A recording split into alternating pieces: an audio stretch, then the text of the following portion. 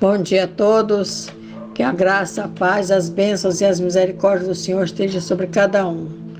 Vamos dar início à nossa EBD, trazendo um estudo que tem por tema: existe algo para ser vivido na terra que já foi estabelecido no céu. O texto básico está em Hebreus 12, no verso 26 ao 28. A Bíblia em que estamos meditando, a Almeida Corrigida Fiel. O texto básico assim nos fala: a voz do qual moveu então a terra, mas agora anunciou dizendo: ainda uma vez comoverei não só a terra, senão também o céu. E esta palavra, ainda uma vez, mostra a mudança das coisas móveis como coisas feitas, para que as imóveis permaneçam. Por isso, tendo recebido um reino que não pode ser abalado, retenhamos a graça pela qual sirvamos a Deus agradavelmente, com reverência e piedade. Estamos vivendo tempos difíceis.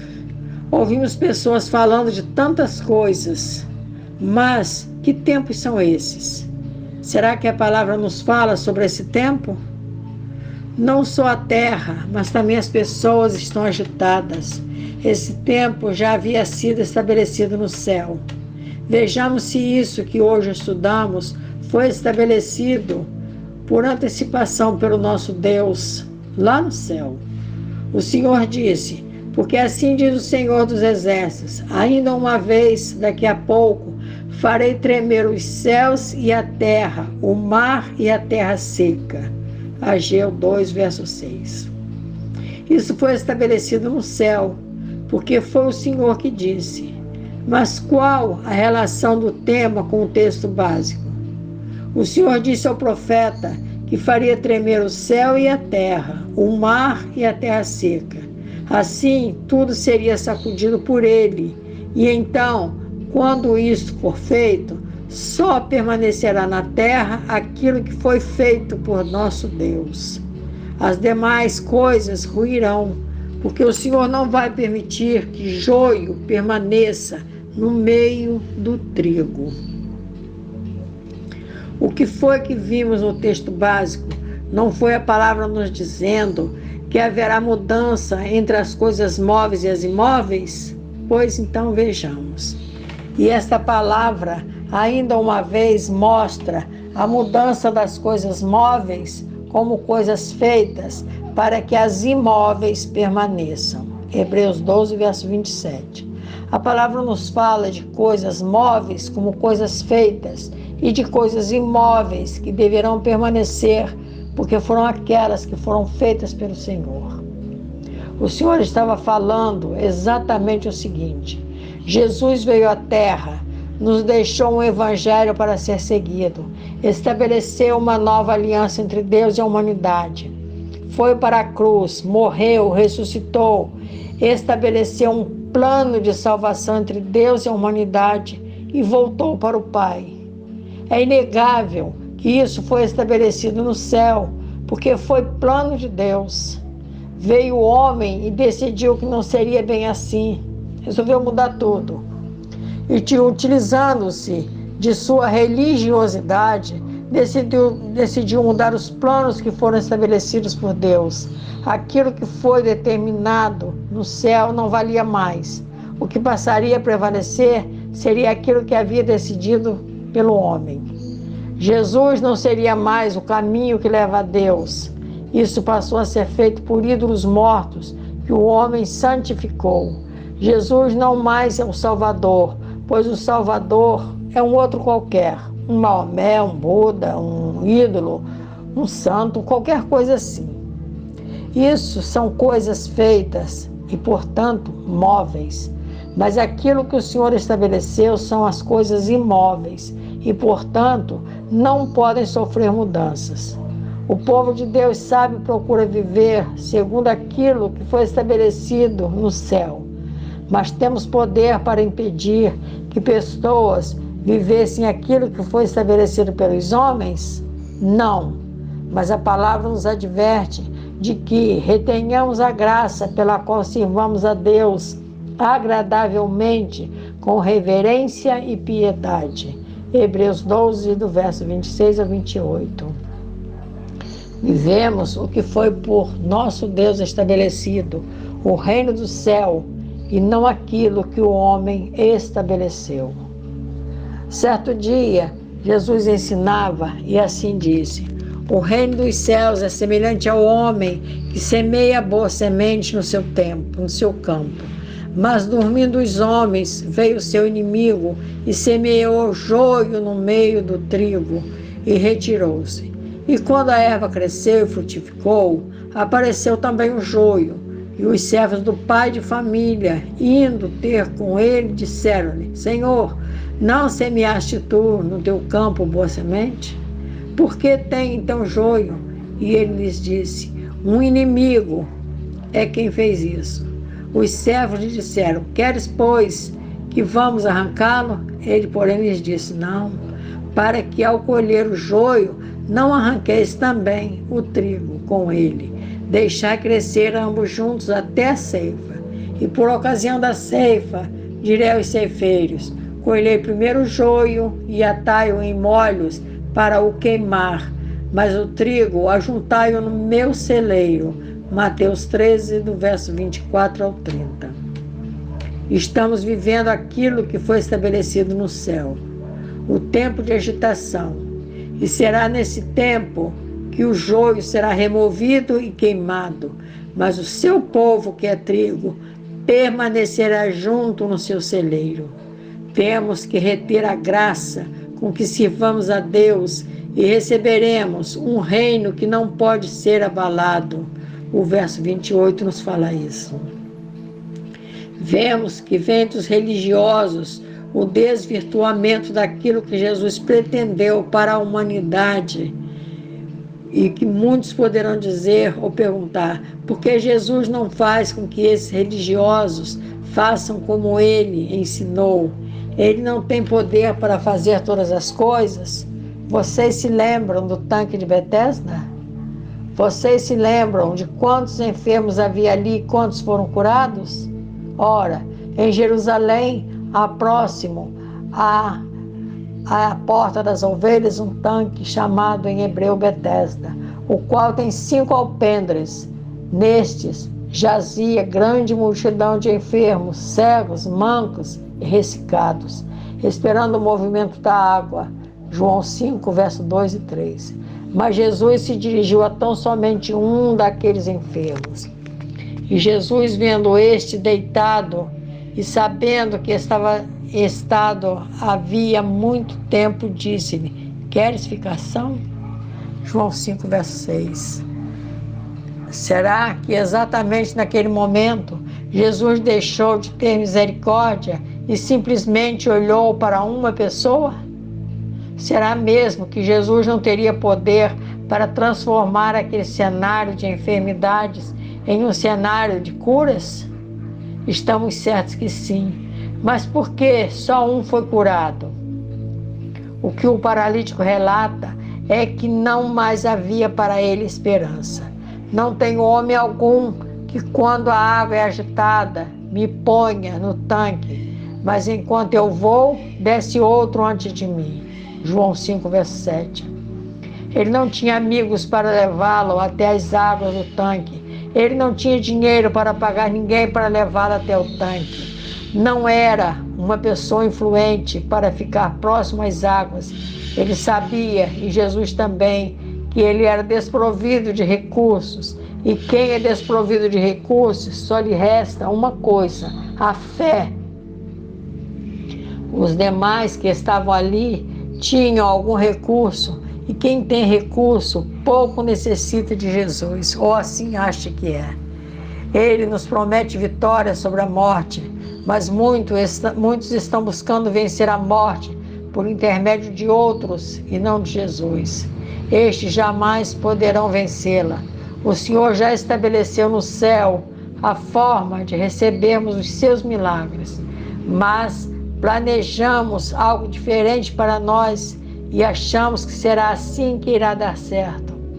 Estão tão confiantes naquilo que podem fazer que desprezam aquilo que Deus planejou. Ele já fez tudo e nada deixou por fazer. E aquele que crê e tem fé, busca viver aquilo que foi por Deus criado desde antes da fundação do mundo. O cristão vive por fé, pois o mundo está se movendo por coisas móveis, geridas pelos homens, que decidem o que vai e está para acontecer. Mas tudo que o homem faz e pensa são suposições.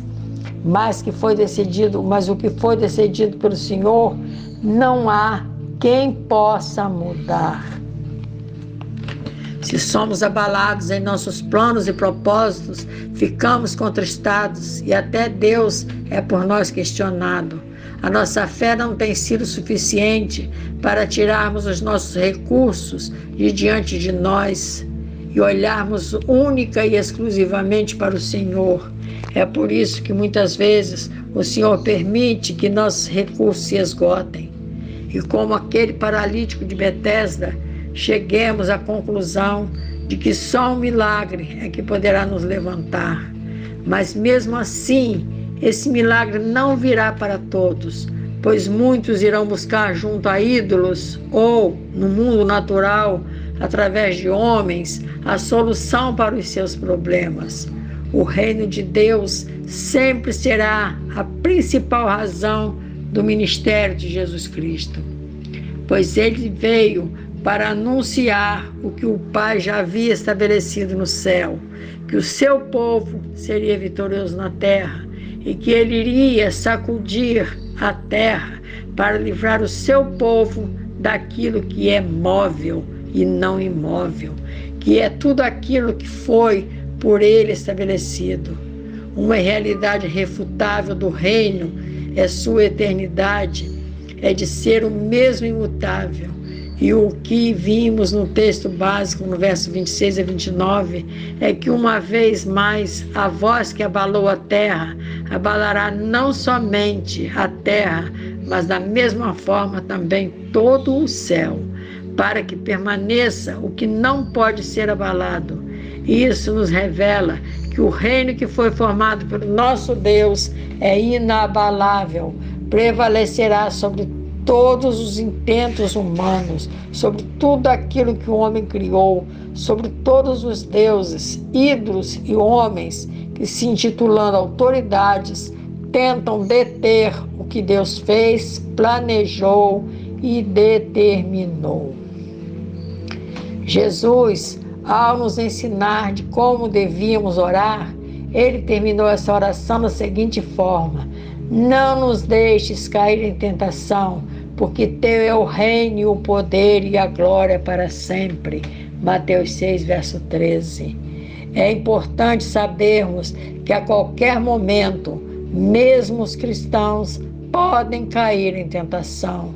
E quando isso acontece, deixamos de reconhecer que Deus é o reino, o poder e a glória para sempre. Você poderá perguntar: isso pode acontecer? Certamente que sim.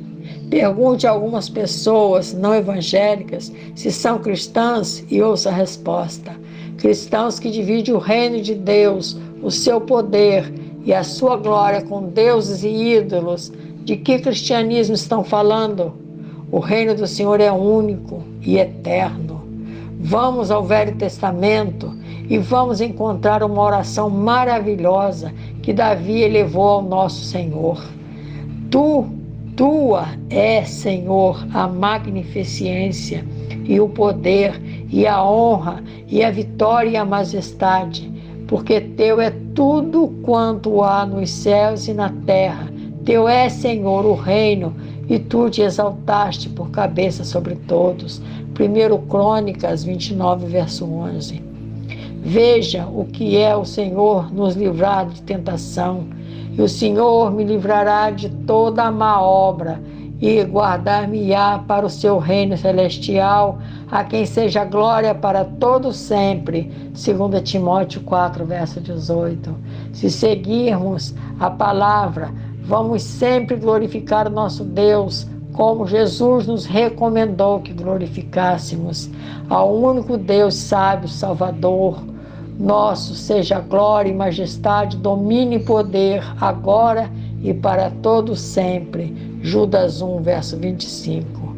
Cristão tem que ter temor de Deus e render somente a Ele adoração em sua santidade. Isso é viver o reino de Deus enquanto na terra. O texto diz: existe algo para ser vivido na terra que já foi estabelecido no céu. O que será que temos que viver na terra? Este que o povo de Deus vive aqui é o reino do Pai, porque este reino já foi estabelecido pelo nosso amado Senhor para nós. O seu povo, estes são aqueles que têm direito ao milagre. É por estes que Jesus pergunta: que queres que eu te faça? Queres ficar curado? São muitos que estão cegos, outros tantos que estão à beira do tanque de Betesda, esperando que o anjo mova as águas, mas o seu povo, aqueles adoradores que o buscam em espírito e em verdade, aqueles que não caem em tentação, vivem o reino dos céus e irão adentrar o reino de Deus. Foi por isso que Jesus disse: venha o teu reino. Mateus 6, verso 10. Jesus estava dizendo aos seus discípulos que esse reino seria motivo de oração, seria motivo de fé e de esperança. Teu reino, mas que reino será esse? Aquele que já vivemos pela nossa fé. Esse é o reino que vivemos. Porque a preocupação de ensinar, mesmo a quem já é povo de Deus, por entendermos que temos responsabilidade com aquilo que fazemos. Se o Senhor nos deu essa incumbência, temos que ter esmero com aquilo que fazemos.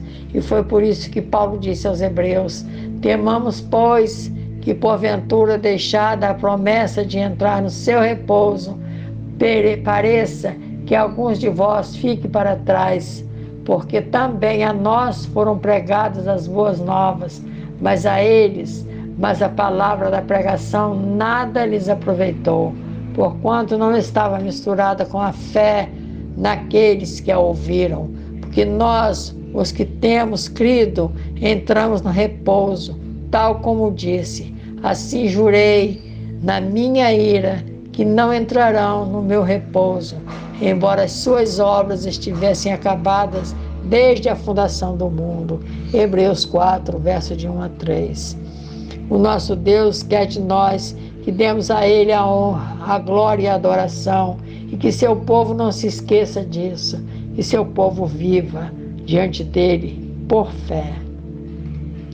Jesus sempre ensinava, nos direcionando para a vontade do Pai, e essa vontade é que manifestemos o céu na terra. E quando Jesus estabeleceu o reino do céu aqui na terra, ele trouxe uma mudança que não foi percebida de muitos cristãos, e por isso tantos erros e descompassos na vida cristã. Tem cristão que só anda empurrado, assim disse Jesus: o vento sopra onde quer, e ouves a sua voz, mas não sabes de onde vem, nem para onde vai. Assim é todo aquele que é nascido do Espírito. João 3, verso 8. Será que todos estão ouvindo a voz de Deus e do Espírito Santo, mas sem saber de onde vem? Vejamos o que Jesus estabeleceu para nós vivermos na terra, porque por Ele já foi estabelecido no céu. Fazermos tudo o que Ele fez. Em verdade vos asseguro que aquele que crê em mim fará também as obras que eu faço, e outras maiores fará, pois eu vou para o meu Pai, e assim seja o que for que vos pedirdes em meu nome, isso eu farei, a fim de que o Pai seja glorificado no Filho. Se vós pedirdes algo em meu nome, eu farei. João 14, verso 12, 13 e 14. Jesus falava do reino de Deus e que nos permite viver na terra o reino dos céus. Outras promessas foi que nos deixaria o Espírito Santo, e Jesus promete o Espírito Santo: e eu rogarei ao Pai, e ele vos dará outro advogado, a fim de que esteja para sempre convosco, o Espírito da verdade, que o mundo não pode receber, porque não o vê nem o conhece. Vós o conheceis, porque ele vive convosco e estará dentro de vós. João 14, verso 16 e 17.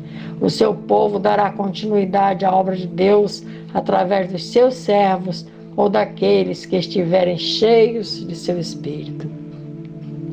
Jesus está com o Pai, mas revelado aos seus. Não vos deixarei órfãos, voltarei para vós dentro de pouco tempo. O mundo não me verá mais. Entretanto, vós me vereis, porque eu vivo, e vós da mesma forma vivereis. E naquele dia entendereis que eu estou com o meu Pai, e vós em mim, e eu em vós. Aquele que tem os meus mandamentos e obedece a eles, esse é o que me ama. E aquele que me ama será amado por meu Pai, e eu também o amarei e me revelarei a ele. João 14, verso 18 e 22. Viver Jesus em nós é viver na terra, que já foi estabelecido no céu. O céu manifestado na terra. Senhor, mas por que te revelarás a nós e não ao mundo? Jesus respondeu-lhe: se alguém me ama, obedecerá a minha palavra, e meu Pai o amará, e nós viremos até ele e faremos nele nosso lar. Quem não me ama, não obedece às minhas palavras, e a palavra que vós estáis ouvindo não é minha, mas do Pai que me enviou. O dom da paz de Cristo. João 14, verso 22 a 23. Assim nós vimos que temos que viver a palavra do Senhor em todos os momentos. Nós temos que viver diante do Pai, mesmo em dias tão difíceis, sabendo que podemos viver o reino de Deus enquanto estivermos na terra. Que Deus abençoe a todos, que o Senhor continue falando aos nossos corações. Amém, meus irmãos.